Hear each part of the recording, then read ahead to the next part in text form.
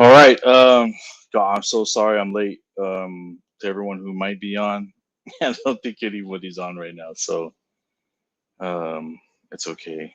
My name is Makerusa Porotesano. I am the coordinator for the Multicultural Center at Sylvanian campus at Portland Community College, and I'm here in Glasgow, Scotland, attending COP26, the UN Climate Conference. Welcome to our stream today. For those who are joining us via Facebook, YouTube, and Twitter. I think what I'm going to do is just, sorry, wait and see if we get some folks on. Even if folks aren't on, I'm going to be able to give updates and um, just fill folks in on what I've been doing since I got here. I know I was able to check in the very first day, which was Monday. It's Thursday now. 4 days has felt like 2 weeks. Every day feels like a week um, worth of time. It's just been like so busy here. I've never been to a conference this, yeah,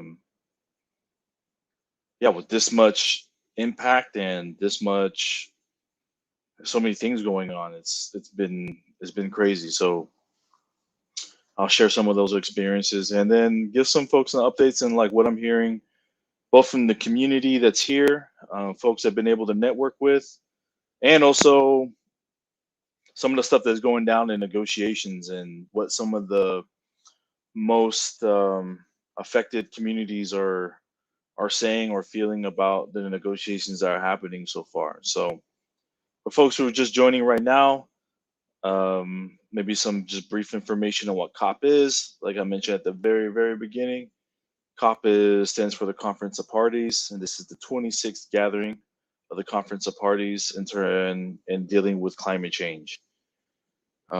This year, COP is held in Glasgow, Scotland. I've been here in the UK for about 2 weeks now, doing a lot of climate activism work and also getting a peep into what's going on with some of the Pacific nations. My role here in Glasgow is I'm with PCC, and I'm also with the Pacific Climate Warriors of 350 Pacific. And what we've been doing a lot of the time is working to get Pacific Islander voices and youth voices into the space here. So like we feel like the most vulnerable communities should also be heard. And then not just that we're vulnerable, but we're also leading the way in terms of sustainable lifestyles, sustainable practices and policies. So getting that out to the community here, getting that out to delegations that come from all over the world to let them know that like this is what's going down. And this is also a time. I mean, that's been happening, and it's been crazy. We've been in the streets, we've been in protests, and then we've been on the campus and where everything's happening in places called like the Pavilion, things called like the Action Center. We had someone that's in our core group that was part of the opening ceremonies, um, which saw a lot of predominant world leaders speak at, and one of our very own was there. So that's what's been happening here at COP. I'll give some more information, but it's also a chance for students to check in and be like, what is this thing? What are you doing there? And what's happening there? So for those who aren't following COP, I can give some brief information about how this is all working. And for those who are following and are invested in the climate work, both students, staff, community folks, feel free to write something in the chat. And I have somebody that's going between all those to kind of pick up some of the questions and throw them in to our comment box so that I can try to address questions through a Q&A. So I think what I'll do is I'll start with like where my journey's been. We started off with a pre-COP event. So I landed in London last week, Tuesday. It was a pretty long, uncomfortable flight, about 13 hours of flight time. And when we got to London, we met with the 350 team here, and we went right into where we were needed and what was expected of us. And so some of the earlier work was allowing us to get into spaces where we know climate funders are supporting a lot of the pollution that's taking place in the world. And one of the big things that's happening in the Pacific is something called the Adani mine. And so Adani is a South Asian company that's looking to build the largest coal mine in Australia. And for Pacific people, ocean's what connects us. And to have the world's largest coal mine in the Pacific, it just means added devastation to what we're trying to do. And one of the groups we were able to speak in front of, and one of the protests or one of the visuals we were able to do during what we called the Climate Justice Memorial, the National Climate Justice Memorial here in the UK, was in front of a group called the Lloyd's of London, which is the insurance company that's funding the Adani project, and asking them to have high moral ground to see where we're coming from the Pacific, and that anything or anyone that's funding this project is contributing to the devastation of our islands. And I got to speak at that event. It was very moving and touching. We went from there, from place to place to place, until we ended up at um, the Bank of Britain, which is like the big national bank. And went there, and there were a lot of community folks that showed up, a lot of press, to conclude what we were doing that day in terms of asking all these funders to climate polluters to end their funding. And some things like tangibles that came out of that I can share with everybody is that there was also a museum that was supporting some of that work, and some of the, I think, two or three members of their board stepped down after it was revealed that they were supporting climate polluters. And so that's actually one of the first actions. I mean, I've been organizing for a while, but that's one of the first times I participated in an event where I saw like very significant change very rapidly happen. And I gotta tell you that, like, there was sort of like a glow inside me, and just like, wow, we actually did that. Like, that was something we put together in solidarity with other groups, and we saw that thing happen.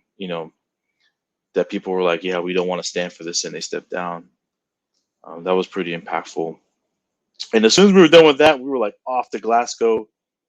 It was my first time on a train in the UK, and it was kind of interesting. I think something I'll just share here. I think like the drinking behaviors and habits are completely different, and for better or worse, I was just saying there was a lot of drinking on that. People drinking on the train right up to Glasgow. Um, Not me. Not at 9 in the morning. No, I don't think so.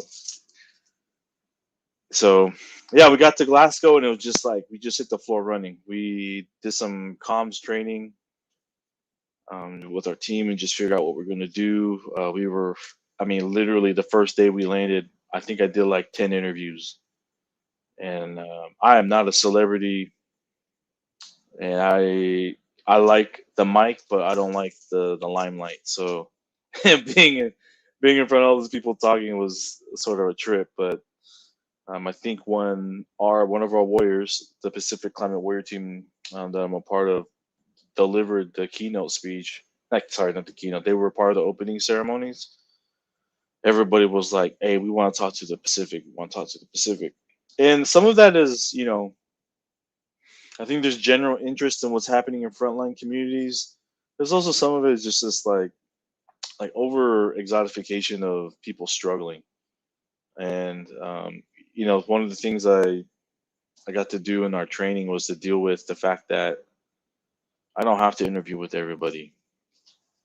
There were some folks that asked to talk to me, and I heard the reasons they wanted to speak to me, and I didn't feel like that was going to be the best representation of our organizing or my community. And it's just like, sorry, I can't do this. And they weren't very happy, but I'm not going to sacrifice my integrity to give some random person an interview to satisfy their needs. If anything, I'm doing them a favor, right? But yeah, after that, it's just been thing after thing. And the reason why I'm like kind of catching my breath when I got here, as a Pacific Islander and belonging to a Pacific Islander nation, there is a coalition of Pacific Islander nations that make up the Pacific Islander Forum. And today, randomly, what we were doing is we have a delegation that is here to present a declaration to Pacific Islander leaders, and we presented it tonight.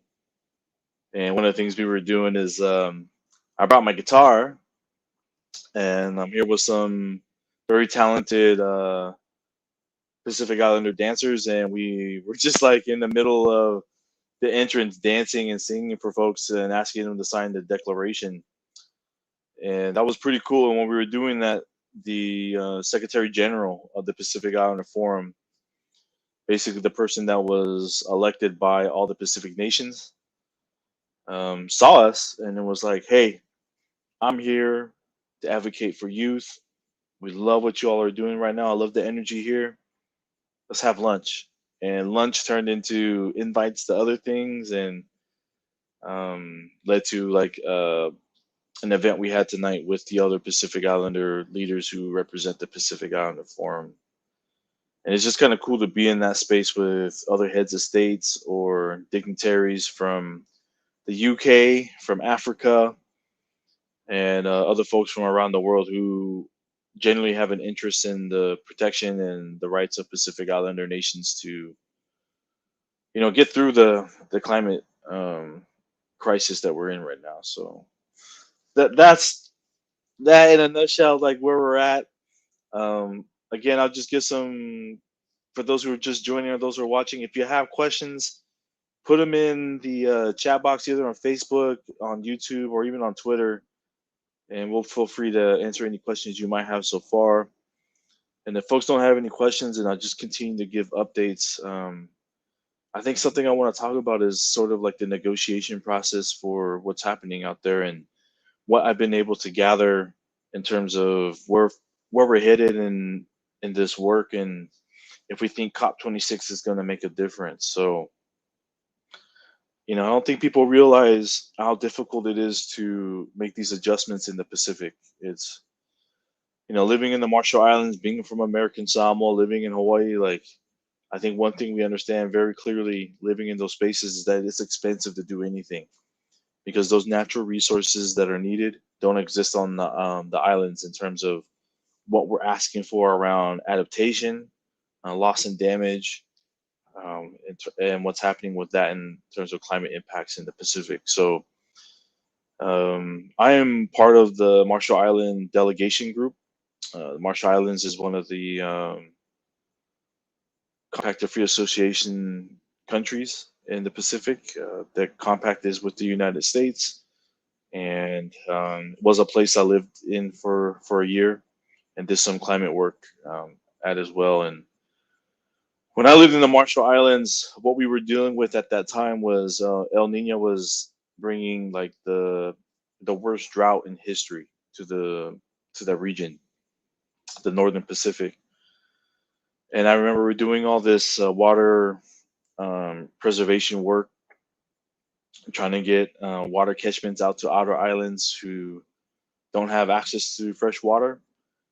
And the thing about, especially the North Pacific, is that like most of the islands in the Pacific are atoll islands. I come from a volcanic mountainous island, so we have things like streams, we have things like creeks and rivers. And in the North Pacific, that's not something you'll see very often, especially in the atoll nations like Tuvalu, like Kiribati, like the Marshall Islands. So when you have a drought, the water reservoirs just don't exist. You have to create them. And I think what I'm trying to get to is to get all those resources out to the outer islands, at least the work that we did in the office that I was working in.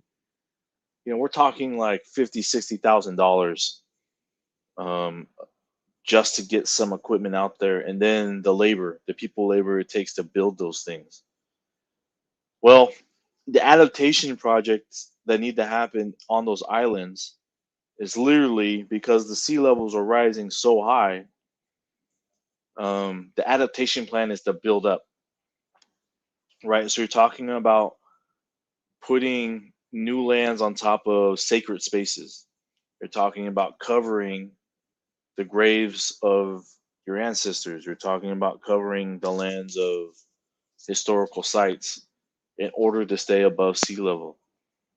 Well, places like the Marshall Islands, places like Tuvalu, places like Kiribati, they have multiple island groups, right? And so the Marshall Islands, I think there's 36, if I can remember, atoll groups. And not only do they need to build up on each one of those atolls, and not all of them are like really developed. Well, each one of those atolls has a group of islands, and sometimes there's like two or three, um, major inhabited islands. Well, if you don't get all the support you need for adaptation, you're going to have to choose between one of the three atolls or one of the islands within the atolls, between 36 of those. And there's just not enough money in terms of what's being put out there for support. And that's really heartbreaking when I heard that from one of the ministers, that like that's the plan. They can't mess around with the guarantee that we're going to stay below 1.5 degrees Celsius in terms of warming. And in those who are not familiar, 1.5, at the Paris Accords, where they agreed to 1.5 degrees in terms of how much hotter it will allow the Earth to get, every nation before was trying to do 2.0. And it was really the leadership that came out of the Marshall Islands and the Pacific Islander nations to make sure that 1.5 was the threshold, because at 1.5, if we reach that mark, we're basically saying goodbye to a lot of these Pacific nations. So it's a pretty trying time, and this is why we're out here to help the negotiators and be supportive there, but also get the word out to media, get the word out to community, that the Pacific Islanders aren't just sitting around waiting to drown. We're fighting, which is actually our mantra. Like, we are not drowning, we are fighting. So yeah, that's been some of the work. So one of the things that's happening in negotiations as well is, I think locally we all know what's going on with the infrastructure bill. Sitting down with President Mitsui, we kind of just talked about a lot of like the work that we've been depending on with the infrastructure bill to include the 2 free years of community college. And we really needed that, because if the US has a plan to build an infrastructure of renewable energy, they're going to have to train people on all the skills that are needed. And those skills were going to come from somewhere, and it's going to be continuing education, which is what PCC provides, is what a lot of community colleges provide. And with or without that 2 years, I think we're going to push through and, trying to create all the skills needed to put a workforce out there that's going to be able to build that infrastructure so that we can have renewable energy and access to renewable energy to everybody. Someone has to build the charging stations. Someone has to build the windmills.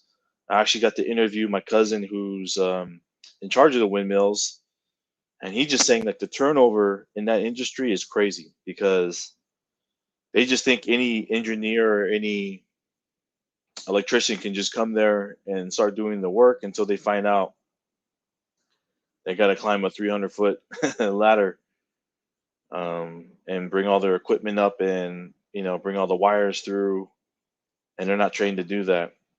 They're also not trained to deal with the specific wiring for renewable energy, and they're understaffed. And when I was talking to my cousin about that, he's like, look, people come in, they leave real quick, and we can pay all the money we can, but without the kind of training. And he's also said he's lucky because he's a veteran, and he got in that job, and he's one of the few people that stuck it out. So that's kind of painstaking to hear. Like, he has to do this very strenuous work, and he doesn't have the help he needs. And also mentioned, he's like, if we had any kind of training, we would benefit from this like tremendously. And also, we just don't have the workforce. So going back to what PCC and other community colleges can provide, this is just part of the plan that we're going to need to know and able to keep fossil fuels in the ground and move to 100% renewable energy. Shout out to the Women's Resource Center. Thanks for all checking it out. I don't even know who's on there. Can y'all just say hi a little bit wherever you're at? We don't have like a big crowd, but I think just knowing who's in the building would be really helpful. And in the building on the stream, that'd be really helpful. And then maybe I can answer any questions that folks might have. Yeah, if there are no questions, I'm just going to continue to update and do live streams where I can. It's been so busy, I haven't been able to like even pull out my laptop. I feel like we've been running everywhere. And your questions don't have to be related to COP. They could also just be like, "Hey, how's Europe? How's it going out there?" Oh, Taco Bell. I am so disappointed in Taco Bell here. Let me tell you one. First of all, I just had to know. I just had to know. I know, like my friends who, a lot of them in the climate movement are, um, they don't eat a lot of meat, if any meat at all. They're not very judgmental either, which is kind of cool. I appreciate that because culturally, like, there's a lot of meats that we do eat. And while I normally save my meat eating for dinner, you know, I had to try out this Taco Bell. Let me tell you, I went to Taco Bell and the food still tastes the same, if not better. Like the quality, I think like the efforts everyone putting in the Taco Bell is really cool. And they don't have no hot sauce. In fact, I'm having a lot of trouble finding hot sauce in this country right now. So, not everything needs hot sauce. They got really good gravy. I'm not gonna put gravy on my Taco Bell, but the food's not as bad as everyone told me it was gonna be. It's just different, and the hospitality here is amazing. People have been really friendly. I do go to this local pub every night, and I just like everyone knows my name already. It's kind of cool. They always talk about how Portland has the most like bars and stuff in per capita in the U.S., and it's just like there's nothing like what I'm seeing here, and I think the drinking culture is very different. So I really appreciate that because I know it's not even about like the substance. I think it's more about community. There's a lot of people who just show up and don't do anything but hang out, and I really like that. Shout out to Trina and Rachel Blackout. Rachel, people are out here. Our people are out here. I met a lot of folks from the native delegation who've been around, and we got a lot of cool names in the environmental work that I can't wait to bring back and see what we can do for our students out here. And a lot of people too are from my grandma's reservation, so I was just like, "Yeah, you want to know my grandma Marion?" And they know the name, but they don't know. She's long been passed, so it's been yeah, it's been kind of cool to meet all them and kind of share our stories, especially with our work with our native students out here. Um, yes. Oh, let me tell y'all. I always say I think I have the best Aloha shirts or like the Bula shirts than whatever people have at PCC or in Portland. And we have a lot of uniforms that we wear out here, so that we're like, sort of succinct and we look like we're a team. And I came up, y'all. I got some good shirts. Even got this new Ula Fala. Like, sorry, I'm on my bed. By the way, I'm in this hotel called Easy Hotel. If you ever come to Glasgow, don't stay here. It is like a closet, and basically my bed is my table. It's like my seat. It's like my everything. There's like bathrooms with no shower curtains. It's a lot of first world problems. I mean, I shower outside in Samoa. Like I know what it's like to not have these things, and also we paid a lot of money. So yeah, that's what's happening. Thanks, Trina. What's been the most memorable, impactful conversation you've had so far? Um, Today I was meeting with the Secretary General of the Pacific Islander Forum. He's the former head of state of the Cook Islands, and he asked me how come I don't live in Samoa anymore. And I'll just tell people who are here like, my mom back in Samoa is in a coma right now due to a stroke, and our flights don't open until July. And so me and my brothers are trying to think of some ways who's gonna go there, how we get there.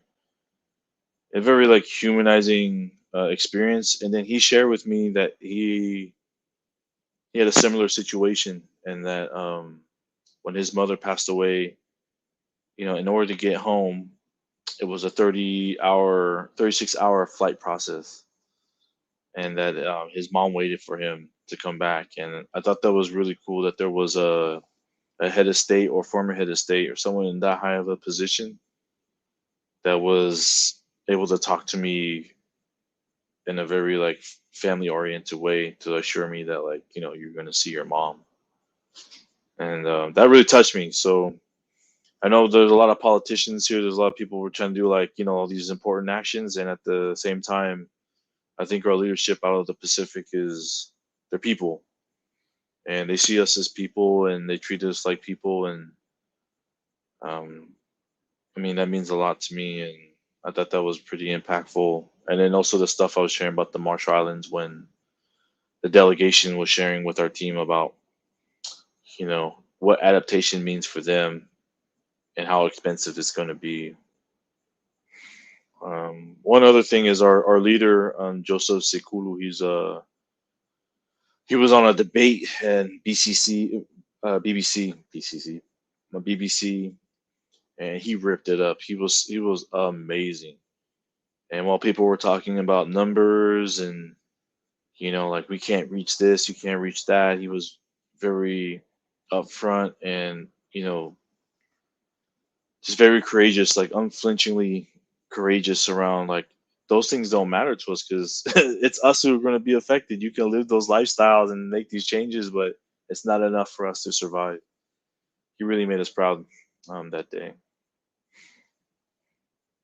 Um, I could share what's happening coming up. I do plan to do another stream. I'll do some brief streams probably on our Facebook and Instagram. Um, I was hoping to do another one of these on Monday. I might actually push it back to Tuesday. This is the crazy thing. Like you have a schedule when you get here, and then just like a million things get piled up, and then we have to talk about like which ones we're going to do. And I think one of the things we're going to try and do as well is put in some self care. There's just like so much going on that we don't get a chance to breathe. I work with NCORE, the National Conference on Race and Ethnicity, and when they were here in Portland, I remember just being like, "This is the busiest conference I've ever been to. Like, it's in Portland. I got to do all this stuff." COP26 is NCORE times three. It is ridiculous how busy it's here. It is here. How much is happening at one time? I mean, in terms of how many people are attending, it dwarfs any conference in the U.S. Any national higher ed conference. It's not even close. I mean, there's something like 20,000 people who are here for this conference. And then sometimes I'm just like, I don't know if these masks are enough to keep safe. It's kind of crazy how many people in London weren't wearing their masks, and how many people here at COP still feel safe, keeping their masks down sometimes. And security's been really good about like telling people to keep their mask on. Um, Very polite. It's like a different world working with public safety here than my experience in the U.S. But all in all, yeah, it's a interesting place to be at right now, and the intensity and the magnitude of COP is something I've never seen in my life. It's really a blessing and something to behold to be here. Um, I will share one more food story. One more food story. People love KFC, and I don't know how people feel about KFC in Portland, but I think it's well known that like you go to KFC if Popeyes isn't open, or if any of your mom and pop shops aren't open, right? Or you can't get in the screen door or whatever. You go to KFC as a last resort. Yes, more foods. I'll share some more food stories. And I'm always just like, oh, I should open a food chain, like just like be a franchise owner of Popeyes. But it could backfire because I'm just thinking about my Taco Bell story where There was no hot sauce. I don't know how people would do with spicy. Doesn't seem to be a flavor up here. Breakfast is like amazing up here. There's so many breakfast shops. I mean, the eggs Benedict I had in the morning were just on another level. Um, I think Portland's spoiled by our coffee game. We're very spoiled by our coffee game. There's so much coffee, and the quality of coffee in Portland is really good. I think we take it for granted. I think getting outside of Portland, I realized how good our coffee is. I've been off the coffee game for like 7 months now, so I miss it. But you know, the other food places I've been able to attend, surprisingly, the Japanese food was pretty good. Um, the fish back home is we take it pretty serious, and when we had some of the fish out here, people were impressed. So that was something. And the fish and chips stuff, I mean, it's out of this world. Let me tell. I think I've had fish and chips so many times. Especially when you go to the pubs, like it's like a whole fish with chips, not just like little like chicken nuggets that we get in the U.S. It's like whole fish, like a whole filleted fish, and it's pretty good. The sausage and gravy stuff is pretty good, and they're really good about like the vegan options. So I don't eat pork, so I've been doing a lot of the vegetarian sausages, and they taste pretty good. Um, I didn't check out the food recommendations from your friend yet. Here's the problem about food recommendations because we're so busy. It's just like we eat whatever we can get. I went downstairs and got some Malaysian food. It was pretty good. Been going to pub food because they're just everywhere. I will tell you this: I mean, I've had better cafeteria food than we have at the event center. It's a bit. It takes about an hour to get into the event center because of all the security you have to go through. So one thing is I have to test every morning for COVID. They give you take home tests. You run the test. You gotta submit your results online. You gotta take a picture of your test, and then when you enter the gates, you gotta show the security guard that you got a negative test, and usually it pops up on like a text message, and then your badge or your to enter or your passport. And then, like I said, because there's like some 20, 30,000 people at this conference, you're just like it takes a while to get through. Um, to get from place to place, there's three centers. There's the action center, there's the green zone, and there's the blue zone. And the action center and the blue zone aren't too far apart. For PCC folks, it's like walking from HT building to SS building. It's a little bit of a walk, but to get to the green zone, you're basically it's a trip. And I've been closing out my rings on my watch, getting those steps in, earning all my fish and chips. So yeah, it's kind of I haven't done this much walking and I haven't been around this much people. I think my anxiety was kicking in the first week I got here, especially in London. London's a huge city. Oh my goodness! Like I've been to New York. New York's big. London's big too. And we keep driving into London. I'm like, are we out of London yet? Like we're still in London. So if you ever do some vacation time in London, it's huge. There's a lot to see.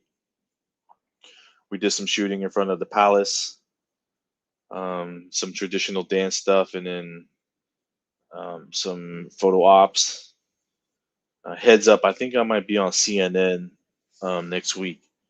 That'd be kind of exciting. We'll see how that works. I hope they talk about something that I can talk about.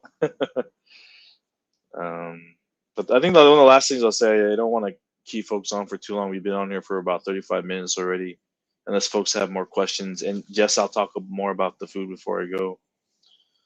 It's been really interesting because everyone else that's on our team, I mean, climate is like their sole thing, right? And being in higher ed, I've had to manage like, all right, how do I enter this space? I'm also on what we call the Council of Elder team, And so also trying to make space for our young folks that have what I think is like the primary voice, like saying, hey, how about you don't interview me, you go interview one of our youth advocates, like for the future of this work.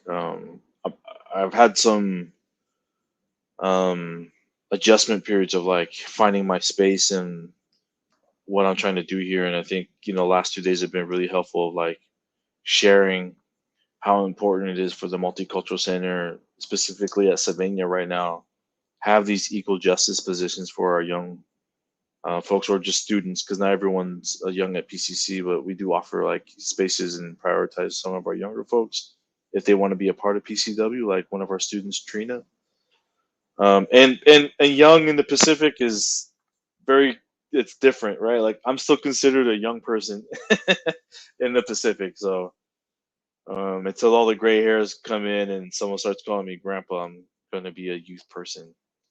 So we try to put the cultural context on that. But repping PCC has been really cool. Like telling people that I've had the support to kind of do this equal justice work with students to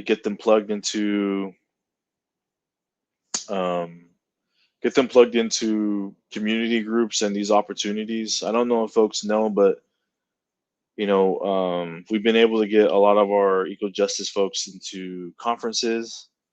We've been able to fly them out to the Pacific to do some of our trainings, and nothing that's come out of our budget, right? It's just like things that we've been able to do through our networks, and it's been life changing for all of them. So, I'm hoping to grow this out some more, and I think it's going to be a conversation. We're loaded already in the IBEX centers, right? The Women's Resource Center, the Queer Resource Center, the MCs, and the clock is ticking on this planet in our vulnerable communities, which are almost always indigenous communities from the global south and indigenous communities in the industrial world. So we're going to have a serious conversation, and I hope coming back with all this information I have and this experience is going to lead to some discussions around how do we build capacity to do this work. Um, One of the things I will say that's been really heartwarming is like in what we preach in PCW is that it's our women that are leading the charge in the climate movement, that are speaking on behalf of the Pacific, and that are holding our countries accountable. And just like culturally speaking, that's the way it works for us. Like our first birthplace, the lands that we're birthed in, is the womb of our mothers, and the womb or the placenta is also the same word for the land of your families. And so it's going to be interesting if we can implement some of that stuff in our community and to be more intentional around supporting those voices that might already exist in this climate movement, especially from our marginalized communities, um, queer and trans and women, outside of our MC team. So, yeah, that's where I'm at. We got a big climate strike tomorrow. We got another Pacific Islander Forum event on Saturday. I think we're going to party it up on Saturday too. And um, just trying to finish strong next week. So I'll keep everyone posted, and we'll see what we can do. I really appreciate folks coming out. We'll try to get the word out more ahead of time. Want to just shout out Monica and Dr. Meeks for the support. I been trying to check in as much as I can. The time zone shift being 7 hours ahead, and knowing that so many things come up randomly that I had to keep changing, what days we report out. It hasn't been easy, but they've been really flexible and lenient and adjusting with my schedule. So I just want to shout out our team and everyone that's on here today. So before I go, I'll leave with one more food update because food is delicious. Um, I was told that the food would be really bad. And I don't think that's true. I think it's like a preferred taste. But I think one of the oh, there's I'm just surprised how good some of the I don't know what made me have these assumptions, but like the Asian food here is really good, especially the Indian food. So the South Asian food, they told me that the Indian food would be the best outside of like Fiji and South Asia in London. But the Indian food I had on here in Glasgow was really, really, really, really good. And there were just like all these spots all over. And so that was good. And then I went to this Italian restaurant that served pizza, and it just tasted really. It was so plain in terms of the ingredients, but the flavors were exploding. And the guy saw my name, Makerusa Porotesano. He was like, "Well, Porotesano, where's that from? Are you Italian?" I was just like, he said it in an Italian voice. I won't imitate the accent, but I thought it was pretty funny. He knew I wasn't Italian. He just wanted to kid with me there because of all the vowels. I thought that was pretty funny. And the the former prime minister of the Cook Islands, who's now the Secretary General of the Pacific Islander Forum, he's going to take us out to dinner. I think on Monday or Tuesday, and he said he wants to take us to a fancy restaurant. So I'm like, yeah, I'm down for fancy food that someone else pays for. Um. Oh wow. One other thing. I'm so American. Like it is like apparent who's American here and who's not. And like I stick out like a sore thumb. Like I keep people like, yeah. How do you know? And they're like your pants. Um. They're a little looser, and the flannels don't help. My chucks and my swagger. Definitely the accent. Like people can pick up on it real quick. But there's something about like how we roll in the U.S. I think just everybody it sticks out to everybody here, and like they keep calling me the American boy. And it's definitely something like for those who haven't traveled outside the U.S. Something I learned a long time ago. Like as much as beef you might have with this country, when you leave it, you're American to everyone else in the world. And one of the workshops we do, Dr. Cliff knows very well. Vernon Hall. What's Vernon's last name? Dr. Meeks. He does the 10 myths about social justice. He always talking about when he travels around the world, and he's like, "I'm not American, I'm black," and he's like, "Nope, that's when I learned." Like how people your position in the world is completely different. He's like, "That's when I learned outside the U.S. I'm American to the rest of the world." So that's how I feel now. I'm very strongly tied. Vernon Wall, thank you, Dr. Meeks. Vernon Wall. That's how I feel over here. Just like I'm Samoan everywhere I go. I claim American Samoa, and I also grew up in the U.S., so I'm very American to a lot of people out here, and something I'm having to adjust to, and we'll see what's up. But yeah, gosh, I do have one more update. I keep saying other because things are coming up. People, even though like everything that's happening in the U.S. with the infrastructure bill isn't looking like good on our end, to the rest of the world, what the U.S. has presented here at COP, they're encouraged. So it sounds like the Biden administration is coming with some really bold plans. Um, they might not have everything to give in terms of what the U.S. can provide, but they're offering the framework for everyone to step up. And that's sort of like what we've heard from some of the Pacific leaders. Now, the thing is, you can make all the plans you want, but even after the Paris Accords, there were a lot of things that didn't follow through. A lot of that might have happened because of a change in administration from the Obama campaign to the Trump campaign. But it's not just on the U.S. The rest of the world was supposed to do it, and so billions of dollars were supposed to go out to frontline communities and countries and people, and we didn't even get close to that amount of money. So whatever they say they're going to put out to support these communities and these countries and these nations, um, they can say they're going to give it, but at the end of the day, they have to. But I think what's encouraging is that like this is what Biden is doing year one, and he has 3 years to implement that before the next election period. So that's encouraging. Everyone said like the last 3 years have been really bad dealing with the U.S. So coming into this year, feeling optimistic about what the U.S. is going to do in terms of leading some of the climate movements has been good. And also, we're only in day 4, and we got a lot more days left to figure out what kind of bold actions are going to take place. So I think I'm going to leave it at that. Thank you all so much for making time to come out and support. Like I said, we'll try and get a date out even earlier. Please invite your students. Hopefully, there's more questions going in. People can watch this and be like, "Oh, I got more questions for Mac."